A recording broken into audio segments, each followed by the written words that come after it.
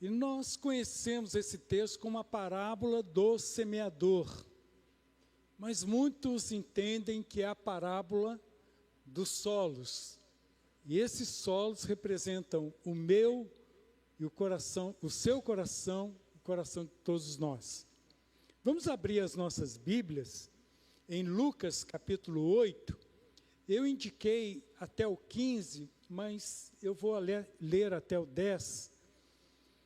E a pergunta que nós temos para hoje à noite: por que quando Jesus falava por parábolas, alguns de seus ouvintes eram completamente receptivos, enquanto outros não? Eu acredito que não somente a parábola, mas a pregação de Jesus ainda hoje provoca isso nos seus ouvintes. Aquilo que nós chamamos de dicotomia. Alguns ouvem e falam, maravilha, eu me rendo, e outros ouvem com resistência, com dificuldade. Então vamos lá para o texto para nós orarmos. Lucas capítulo 8, a partir do verso 4 até o 10. A palavra de Deus diz o seguinte: quando uma grande multidão se reuniu de pessoas de todas as cidades, vieram até Jesus e ele disse por parábolas. Só um adendo aqui, parábolas é a forma de Jesus desenhar. É um recurso didático para falar de profundidade, para falar das coisas do reino, de uma forma que todos possam entender. Só que, por incrível que pareça, a palavra de Deus, por mais que você desenhe, por mais que você explique, tem pessoas que não vão se render à palavra. O verso 5. Um semeador saiu a semear, e ao semear, uma parte caiu à beira do caminho, foi pisada pelos homens, e as aves do céu a comeram. Outra parte caiu sobre a pedra, e tendo crescido, secou por falta de umidade. Outra caiu no meio dos espinhos, e os espinhos, ao crescerem com ela, a sufocaram. Outra, enfim, caiu em boa terra, cresceu e produziu 100 por 1. Dizendo isto, Jesus clamou: quem tem ouvidos para ouvir, ouça. Quem possa entender, que entenda.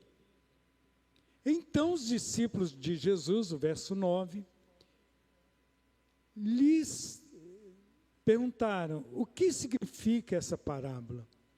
Jesus respondeu, a resposta de Jesus: a vocês é dado conhecer os mistérios do reino de Deus, mas aos demais fala-se por parábolas, para que vendo não vejam e ouvindo não entendam.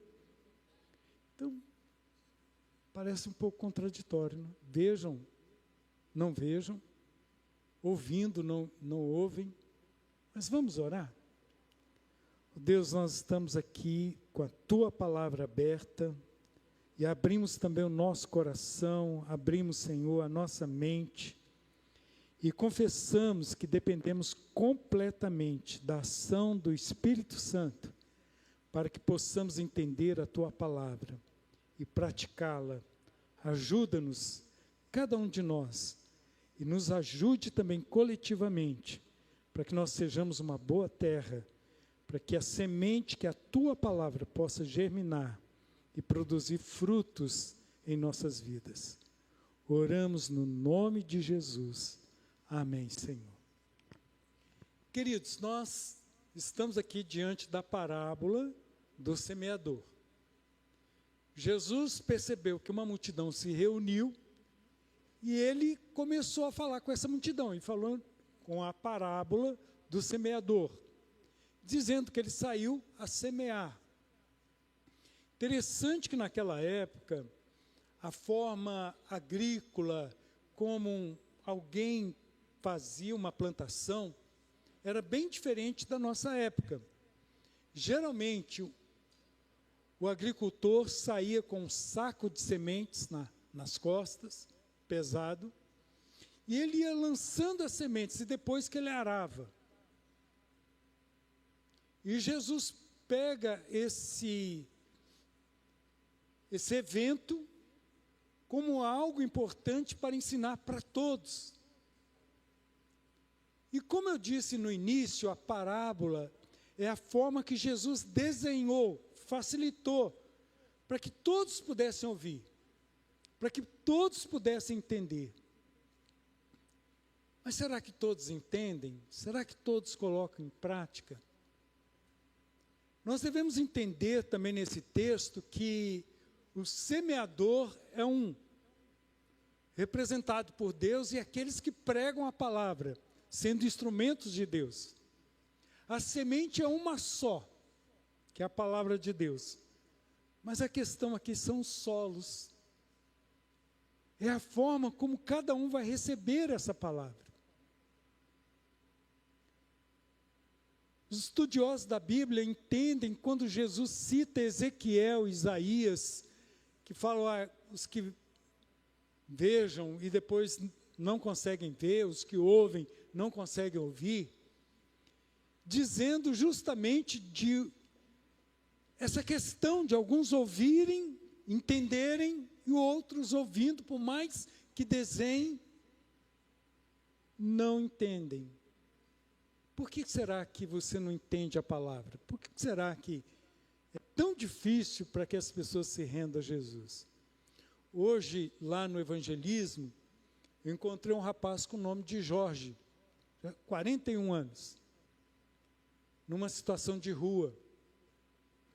O tempo todo ele queria dinheiro para, segundo ele, R$5 comprar um almoço. Ofereci o almoço, ele não quis. Para quem já tem experiência com pessoas em situação de rua, sabe que dinheiro você não deve dar de jeito nenhum. Faça esse compromisso com você e Deus. Não dê dinheiro. Às vezes você dá o dinheiro para se livrar da situação, mas isso não ajuda. Conversando com ele, em dado momento eu vi ele com uma trouxinha, eu vi com uma garrafinha de refrigerante pequenininha, mas o que estava dentro era eu diria que era uma água de fogo, uma água que ardia, uma água ardente. E conversando com ele, eu percebi claramente, por incrível que pareça, uma pessoa em situação de rua e tão orgulhoso, tão cheio de si, questionando Deus, mas numa soberba, numa arrogância. E ele dizia o tempo todo, Deus não vem até mim, Ele não veio até nós. Eu falei assim, Ele veio. Falei sobre a cruz, sobre a ressurreição, falei sobre a minha vida. Você não precisa ter experiência e ter técnicas de evangelismo. Geralmente técnicas até atrapalham. Você precisa ter experiência de vida. O que Jesus fez na sua vida e por você. Isso é tão forte que não há contestação nem de uma pessoa que se considera um ateu. Ali mesmo assim orei por ele. Eu humanamente não achei que ele está propenso a mudar, mas a semente foi lançada. Pode germinar, como também pode ser que não. Mas a questão é o seguinte, a semente, a palavra de Deus tem germinado na sua vida. Como que ela germina na sua vida? Produzindo fruto. Fruto de arrependimento, fruto de amor, fruto de humildade, fruto de amar a Deus, de estar com um coração sempre propenso ao agir de Deus. Mas nós vamos ver cada solo, vamos ver a explicação de Jesus. Os discípulos perguntaram e Jesus explicou a parábola. Antes de explicar, ele disse essa questão, que por mais que você desenhe, por mais que você explique, alguém vai dizer não.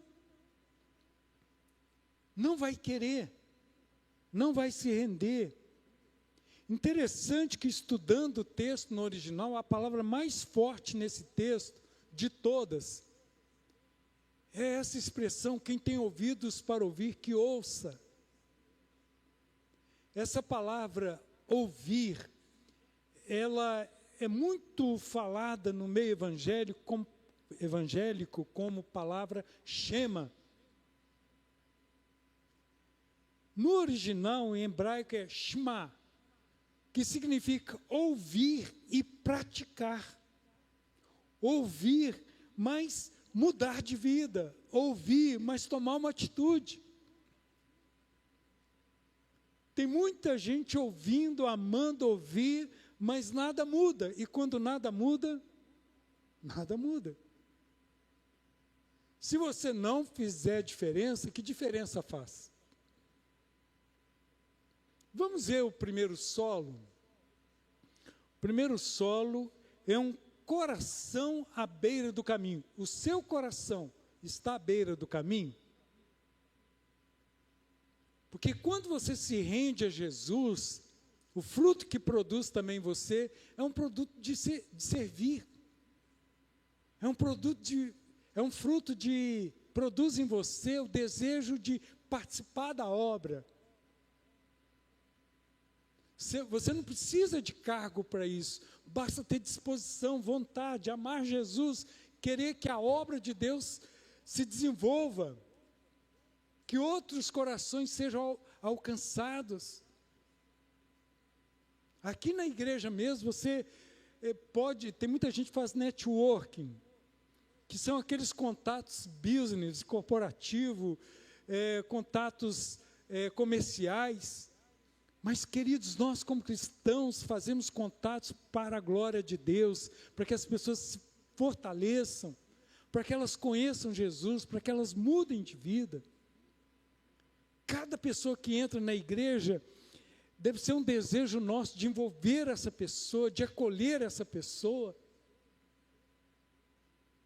Geralmente as pessoas participam da igreja quando elas percebem que aquela comunidade é receptiva a elas. Toda pessoa volta num local onde ela é bem recebida, onde ela é valorizada como ser humano, e não pelo dinheiro que tem ou por algum tipo de posse. Então, o primeiro solo, nós vamos rever o versículo 4, o versículo 5, e também o versículo 12, que diz assim a palavra do Senhor: um semeador saiu a semear, e ao semear, uma parte caiu à beira do caminho, foi pisada, a semente foi pisada, e as aves do céu a comeram. Os discípulos perguntaram o que significava. Jesus vai responder sobre esse primeiro solo, esse primeiro coração, essa primeira forma de ouvir a palavra. E faça uma análise, uma autoanálise. Você é esse tipo de coração? Acontece isso na sua vida para que você não ouça de verdade a palavra de Deus? Verso 12. Os que estão à beira do caminho são os que a ouviram o quê? Receberam a semente, ouviram a palavra. Depois vem o diabo. A palavra diabo, ela, no grego, ela significa acusador. Vem um acusador e tira-lhes a palavra do coração. O inimigo tira. Deus está falando com você, mas o inimigo está tirando. Para não acontecer que, crendo, sejam salvos. É um solo duro, é um solo que a semente não consegue entrar na terra. E se a semente não entra na terra, ela fica à mercê dos pássaros. Ela é tirada. O grande privilégio que nós temos de absorver a palavra, esse privilégio foi impedido, porque não houve um coração que ouviu de verdade. Um coração que foi preparado para dizer: Senhor, eu quero te ouvir, e Senhor, eu quero obedecer, eu quero colocar em prática. E eu vejo aqui um caminho pisado pelos homens. Quantas vezes pessoas pisadas pelos homens são pessoas rancorosas, pessoas do coração duro, pessoas que não se dobram. Então, nesta noite, que o seu coração não seja pisoteado, ou mesmo que seja, que você não permita que ele se torne um solo duro, onde a palavra de Deus não consiga fazer o efeito que ela precisa fazer. Você é um coração de solo duro? Eu sou um coração de solo duro? Como é que nós vamos entender se somos ou não? Se a palavra de Deus encontrar em nós tudo aquilo que ela quer para fazer e ter o efeito que Deus deseja em nós. O segundo solo é um coração rochoso. Nós vamos ver o verso 6, que diz o seguinte: a outra parte caiu sobre a pedra, e tendo crescido, secou por falta de umidade. Aquele primeiro solo, onde os homens pisaram, era um solo mais duro do que o da rocha. O da rocha, a semente até germinou. Secou por falta de umidade. O que tem feito com que o seu coração seja rochoso? Falta de umidade. E aí a gente pode completar falta de humildade, né?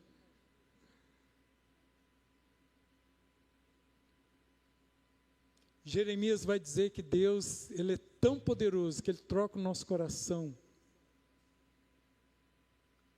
de pedra para um coração de carne, que pulsa por Ele, que pulsa por Ele. O verso 13, Jesus explicando, desenhando o desenho. Jesus faz isso conosco, por graça, por misericórdia. Tem gente que fala assim: eu não entendo a palavra de Deus, e é crente e está em fornicamento. É crente, mas relações pré-maritais. Eu não entendo a palavra de Deus. É crente, mas está com a capa babilônica de Acã. Está com o pecado escondido. Ah, não estou entendendo a palavra de Deus. A palavra de Deus que não está te entendendo. E aí Jesus vai e desenha o desenho, para que nós possamos entender. Os que estão sobre a pedra, Jesus falando, são os que, ouvindo a palavra, receberam com alegria, levantaram a mão para Jesus. Tem gente até que é contra pastor fazer esse convite, para que a pessoa tenha um encontro com Jesus. E eu entendo em João 1,12 que todos quantos o receberam, deu-lhes o poder de se tornarem filhos de Deus. Eu entendo que na pregação de Pedro, as pessoas se renderam a Jesus, porque Pedro ofereceu o convite. E eu entendo que não fazer o convite para que as pessoas entreguem suas vidas a Jesus, mesma coisa você preparar um banquete e não convidar ninguém para participar. São aquelas pessoas que receberam com muita alegria, que todos nós devemos receber. Mas o que aconteceu? Estas não têm raiz. Não tem raiz. Superficialidade religiosa, cristã. O que falta para que você tenha raiz na palavra? O que falta você se enraizar em Jesus, na palavra? O que falta? Qual é a pedra que está impedindo?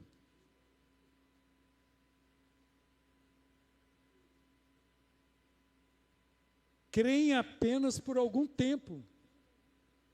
E na hora da provação, se desviam. Na hora de um grande problema, eu estou fora. Me decepcionei. Vocês sabem que o grupo que mais cresce, antigamente, eram os católicos nominais. 20 anos atrás. O último censo nos mostrou que o grupo que mais cresce no Brasil são chamados desigrejados. É um neologismo. Aqueles que têm um temor, creem em Jesus, mas se afastaram da igreja. Eu sei que a igreja institucional, ela pode provocar em nós algum tipo de decepção, de tristeza, mas a igreja mesmo, ela foi fundada por Jesus e com um propósito. E o principal deles são os mandamentos de mutualidade. E tem um deles que é o mais difícil para todos nós. Não é só para você não, para mim também. Amar todo mundo, joia, mas tem algumas situações que é suportar uns aos outros. Porque se você tem dificuldade de suportar alguém, alguém tem dificuldade de suportar você também. Às vezes a gente só pensa no outro, né? Tem que suportar. Não, alguém tem que suportar você também. Não significa que você tem que ser uma pessoa o tempo todo desagradável. Porque se a palavra faz efeito na sua vida, você procura ser sempre agradável em Jesus. Mas significa que você suporta, você ama, você quer edificar as pessoas, você é edificado pelas pessoas. E juntos nós podemos fazer evangelismo, nós podemos impactar muito mais. Jesus é sábio e a igreja é dele. A igreja é gloriosa, triunfante, é dele. Mas esse segundo solo, então, não tem raiz. Como que nós conseguimos raiz? Gente, como que nós conseguimos raiz? Na oração, na palavra, participando, nos envolvendo. Está na hora de você dobrar a manga da camisa e falar assim: conte comigo, meu Deus, conte comigo. Eu quero criar raiz. E hoje é muito comum. Então, nós temos pessoas fora da igreja dizendo que são evangélicas, mas que não pertencem a igreja nenhuma. É o grupo que mais cresce no Brasil. Terceiro solo, terceiro terreno, terceiro tipo de coração, terceiro tipo de ouvinte, é um coração que tem espinhos. E aí nós vemos no verso 7, repetindo, né, que já lemos no início, Jesus disse: outra caiu no meio dos espinhos, e os espinhos, ao crescerem, gente, quem tem espinho já é complicado, e esse espinho ainda aumenta. Espera aí, misericórdia, os espinhos estão aumentando, e ao crescerem com ela, com a semente, a sufocaram. O que tem sufocado a sua fé? O que tem sufocado você? O que tem doído em você que sufoca a sua fé? E aí Jesus vai explicar no verso 14, a parte que caiu entre espinhos, estes são os que ouviram, e no decorrer dos dias foram sufocados. Sufocados com o quê? Com as preocupações. Quem tem preocupação aqui? Não levanta a mão. Não levanta a mão. Mas o que diz 1 Pedro 5,7? Lançando sobre ele toda a vossa ansiedade, por quê? Mas por que os crentes não acreditam nisso? E são sufocados pelos problemas? O que Jesus vai dizer? Um mandamento que a maioria dos crentes, 99%, desobedece.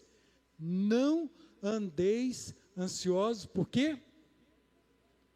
Ah, mas tem algumas coisas. Não, por coisa alguma, não andeis ansiosos. Da mesma forma como ele cuida do passarinho, da mesma forma que as flores do campo são tão belas, tem uma vestimenta tão maravilhosa, assim Deus cuida de cada um de nós. E aí ele vai dizer também o outro ponto, as riquezas. No original, quer dizer, alguém pode ler o texto e assim, mas quem é rico não tem preocupação com riqueza? Tem também. Para manter a riqueza, às vezes tem mais do que o pobre. Em termos de manter a riqueza. Mas aqui no original dá a ideia de preocupações financeiras.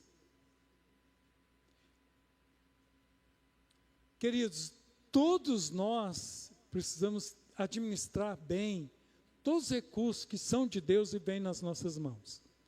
Como cristãos, nós entendemos que 100% é de Deus, que devolvemos 10%, que 90% usamos no nosso dia a dia, para o nosso deleite, e principalmente para a glória de Deus. Tudo é para a glória de Deus. E quando você administra bem os 90%, você também está consagrando a Deus.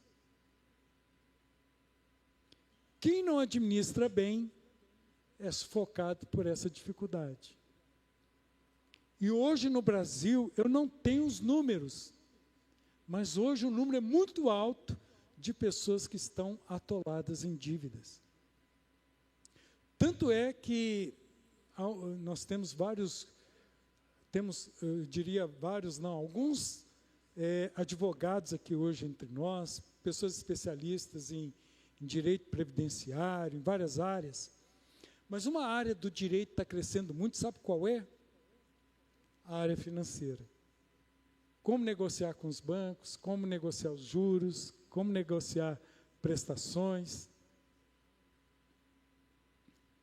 Então, queridos, isso vai também sufocando, porque toma o seu tempo, retira a sua alegria, as preocupações, a questão da finanças não ser bem administrada. E qual é outro ponto? E os prazeres desta vida. Se há uma sociedade hedonista, essa sociedade é a nossa. A nossa geração é uma geração hedonista. No celular, vai aparecer sempre alguma coisa para você. Você deve sempre fugir. Nós vemos que nós estamos numa sociedade fluida, líquida, como Bauman disse. Uma sociedade que o casamento, onde o namoro é banalizado. E, gente, tudo isso não é com descrente só. Está atingindo o povo de Deus. E aqui Jesus está falando para aqueles que já ouviram a palavra.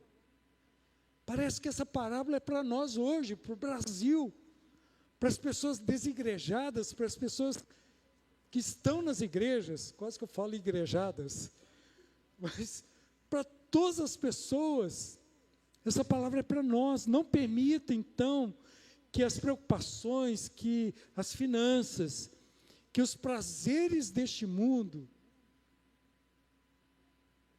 pecaminosos, porque Deus deu a nós prazeres, mas que são santificados, que são para a glória dele também, por incrível que pareça. Mas nós, pelo pecado, distorcemos tudo e complicamos tudo. E aqui o terceiro solo é esse que vai tendo espinhos. Interessante que nós pensamos em espinhos apenas de pessoas que nos ferem e tal, mas aqui são de coisas que nós mesmos levantamos de uma forma no piloto automático e que nos prejudica. Prejudica o nosso relacionamento com Deus e nós não estamos percebendo. Nós estamos vendo agora que preocupação atrapalha a sua fé. Nós estamos vendo agora que finanças, se você pensar que é o dinheiro que determina tudo, vou viajar se eu tenho dinheiro ou não, você tem que entender que Deus é que determina, e Ele levanta os recursos. Interessante que no dia 14 de novembro, eu e a Neuza vamos viajar para Belo Horizonte. E aí, tem um bairro chique lá chamado Buritis, só mora milionário lá. Uma pessoa ficou sabendo que eu e a Neuza iríamos, fala isso também? Não, né? A pessoa assim, pastor, o senhor fica lá na nossa casa, lá em Buritis, quando o senhor quiser. Até Jesus voltar, então. É uma casa para passear, a pessoa não mora lá. E eu acredito que ela está sendo muito generosa, amando fazer isso, porque quem é de Deus e tem algo e poder servir, é uma alegria inenarrável. Agora imagina a alegria nossa, né? Bem maior, não ganha. E o problema é o seguinte, está sendo gravado, e lá eu tenho familiares ligados a mim, tias, irmãos, e familiares ligados a Neuza. Agora, como que eu vou explicar que eu vou ficar só eu e a Neuza, numa casa, no Buritis? Mas Deus é bom demais, irmãos. O que eu quero frisar aqui, que não é só na minha vida, é na sua vida. Que às vezes Deus levanta coisas que você não tem condições de pagar. Mas Ele demonstra claramente para você, eu cuido de você. E se Deus não preparar, amém. Porque a alegria está nele. Os seus frutos não chegam a amadurecer. Não amadurecem os frutos. Por conta das preocupações, das finanças e dos prazeres. Se você é jovem, adolescente, se você é casado, se você é solteiro, você pode ter uma vida completamente nos dias de hoje para a glória de Deus. O diabo tem dito que não. Todo mundo faz. Inclusive, eu quero lançar um desafio aqui para a Neuza. Quem tem mais de 35 anos, não precisa levantar a mão, para não entregar a idade, e é solteiro, menos de 35 anos, vai orar, vai no encontro de jovens, nos congressos, não perde o encontro de jovens, não, foi aonde eu encontrei a Neuza. Você não vai com esse objetivo, não vai, mas que Deus acaba preparando, e é lá que de repente está o seu amado, a sua amada, beleza. Mas eu quero lançar um desafio para a Neuza. A Neuza lá em São Vicente, ela criou um projeto, um evento chamado Singles, que era um evento para solteiros, sozinhos. Não era para arrumar namorado, mas que alguns namoros apareceram. Essa propaganda vai ajudar, irmão. E aí, o propósito era cuidar do coração dos solteiros. E nós descobrimos que os solteiros precisam ser cuidados pela igreja também. Precisam ser cuidados. Então, Neuza, o primeiro sábado pós aqui o musical, vai ser o nosso primeiro encontro Singles de Passos e região. Vamos divulgar para tudo quanto é lugar, trazer todos os solteiros para cá, cuidar do coração deles, E aí, quem tem mais de 35 anos, nós vamos orar. Vamos colocar aquela música, não? Esse ano você vai casar não, aquela música não. Mas Deus, deixa Deus agir. Deixa Deus agir. Não quero ver ninguém triste, não quero ver ninguém sem esperança. A nossa esperança principal é o Senhor. Mas se nós pudermos ser instrumentos de Deus para que as pessoas possam cuidar do seu coração, e cuidando do seu coração, vai poder ter um relacionamento saudável. O problema de nosso ser humano é que o nosso coração não está bom. E aí nós acabamos nos envolvendo em relacionamentos tóxicos, ruins. Então vamos lá para o quarto solo. Alguns entendem que Jesus está dizendo que todo mundo que ouve o Evangelho é essa porcentagem. Vamos dividir, vamos colocar aqui 100%. 25% é aquele do solo à beira do caminho. 25% é aquele rochoso. 25% era aquele dos espinhos. Agora 25% é a terra boa. Eu participei de um evento, certa vez, sobre crescimento de igreja. E um dos palestrantes disse o seguinte: você que é pastor, quer fazer a sua igreja crescer, identifica o solo que é à beira do caminho. Esquece, não trabalha com essa pessoa. Identifica o solo rochoso. E não perca tempo. Identifica o solo com espinhos. Deixa para lá. Identificou o quarto solo, invista nesse. Eu vou dizer para vocês, à luz da Bíblia, da graça e da misericórdia de Deus, esse solo, quarto solo, é o que o pastor tem menos trabalho e precisa investir. Eu acredito, como Spurgeon, que o desejo de Deus é preparar toda aquela terra, aqueles corações, para que eles sejam também uma terra boa. Quando Jesus conta essa parábola, não é apenas um raio-x, não é apenas um diagnóstico, não é apenas mostrar o problema. O propósito dele é mostrar a graça.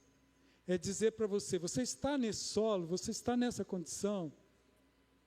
Jesus quer mudar o seu coração, quer mudar a sua vida, quer fazer com que você seja esse quarto solo, a terra boa. É um coração, boa terra. Vamos ver lá o versículo? O versículo aqui é o 8, onde Jesus estava contando a parábola. Outra, enfim, outra, graças a Deus, outra, finalmente, caiu em boa terra. A pergunta aqui é a seguinte: você é essa boa terra? Você precisa ser essa boa terra.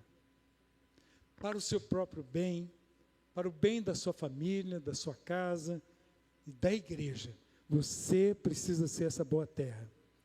Cresceu e produziu 100 por 1, além da expectativa humana. Porque o nosso crescimento é espiritual, o nosso alcance vai além daquilo que a gente possa ver e entender. Quando eu penso nisso, eu me lembro agora do Titanic, aquele navio que as pessoas dizem que quem construiu diz que nem Deus afundaria. Por isso que não colocaram tantos botes salva-vidas, porque não havia necessidade, alguns entendiam assim, outros por questão de economia. O fato é que aquele navio, todos nós sabemos, ele se partiu, ele afundou. Tem muita gente aqui que assistiu o filme. Meu sogro mesmo, quando assistiu com os netos, na hora da Rose lá, ele disse, saia da sala. Meu sogro era muito engraçado. O que ele disse para vocês, Mateus? Seu avô, o que ele disse para você quando vocês viram a Rose lá no navio Titanic? Não lembra mais?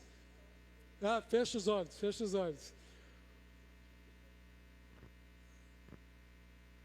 E aí, nesse navio, aquela música cantou mesmo lá no navio, viu, gente? Mais perto quero estar mais perto.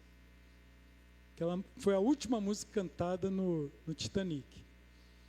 Interessante que havia naquele navio um grande pregador batista, conhecido como pastor Harper. E aí o pastor não estava nos botes, estava na água, flutuando lá sobre alguma coisa, e ele encontrou um jovem. E ele disse assim: jovem, você está se preparado para encontrar com Jesus? Aquele jovem brigou com o pastor e disse: eu estou preparado para viver. Eu não quero morrer. E ele disse: meu jovem, você precisa se arrepender dos seus pecados, entregar sua vida para Jesus. Interessante que o pastor estava morrendo de hipotermia, o frio era demais. Mas até mesmo naquela situação, ele falando de Jesus. De Jesus. E aquele jovem recusando. Mais tarde, a igreja daquele pastor, que ele foi pregar na Inglaterra, estava voltando para os Estados Unidos, a igreja que ele era pastor, decidiu, isso não é muito comum nas igrejas não, né, as igrejas evangélicas, mas decidiram fazer um culto para contar a história dele, um ano depois, agradecer pela vida dele, convidar as pessoas que haviam se convertido pela pregação dele. Então foi um culto de gratidão em memória, foi uma bênção. De repente, uma pessoa levanta a mão e quis dar a palavra.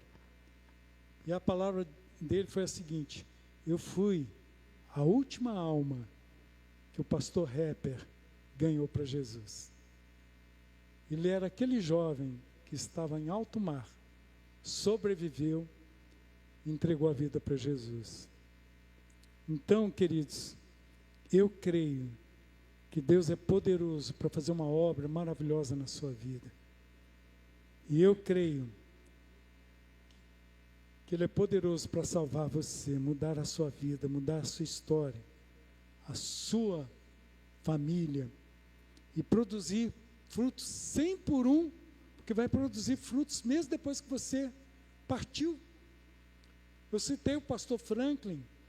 Eu estava lá na casa dele um dia, uma vizinha apareceu, e são duas que moram na mesma casa, vizinhas, e ela disse assim: olha, a pessoa que mora aqui na casa comigo, ela disse que essa noite sonhou com o seu sogro. Ah, é? Tá. E ela ficou muito impactada, ela quer procurar uma igreja. Que bom. Ela disse: sabe por quê? O seu sogro, num sonho, dizia para ela: aceite Jesus. Aceite Jesus. Gente, então, nós cremos que quando você é esse solo, boa terra, vai aparecer fruto mesmo depois, se Jesus não voltar antes, que você partir. E aí Jesus vai explicar essa boa terra. Verso 15, a parte que caiu na terra boa. Estes são os que, tendo ouvido de bom e reto coração, retêm a palavra, e estes frutificam com perseverança. Não desistem. Baixa a sua cabeça, feche seus olhos. Eu não sei como está sendo o seu coração, em qual desses solos aqui você, no momento atual, mais se identifica. Mas eu sei que o semeador é Deus. E eu sei que a palavra tem poder. Poder para transformar, para mudar. E se alguém não se rende, não permite que a palavra faça todo o efeito que ela precisa fazer, um dia essa mesma palavra será também como juízo contra nós. A Bíblia nos apresenta uma escolha: escolher a salvação ou rejeitá-la. Mas entendendo e da forma como Jesus desenha, e desenha o desenho, não tem como rejeitar. Se o seu coração está sendo pisado, se o seu coração é rochoso, Se o seu coração está cheio de espinhos, está na hora de você arrancar tudo isso, na ação do Espírito Santo. Jim Keller, um grande teólogo, que recentemente partiu para a glória, ele diz o seguinte: ao usar a metáfora agrícola com o chamado repetido para ouvir naquele sentido hebraico, de ouvir para praticar, Jesus nos mostra que é extremamente possível pensar que você entende e ainda assim o seu coração não foi verdadeiramente tocado ou alcançado ou alcançou o entendimento. Nesta noite, peça a Jesus para que nenhuma preocupação